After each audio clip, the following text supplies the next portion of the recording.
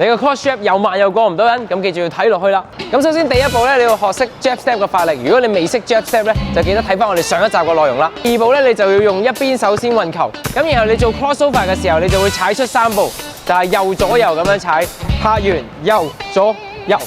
咁留意第3樣嘢咧，就係當你做緊個3步嘅時候，你嘅右手同時間都係做緊一個 pocket dribble， 咁就會係右左右。咁做呢個 cross jab 嘅重點咧，就係當你做呢個刺探步嘅時候，眼神、膊頭同埋腳都要同時擺向一邊去壓對手，同時間腳尖發力掹翻自己翻去，同埋最後過人嘅時候記得加埋你個保護手，咁就唔會咁容易俾人偷波啦。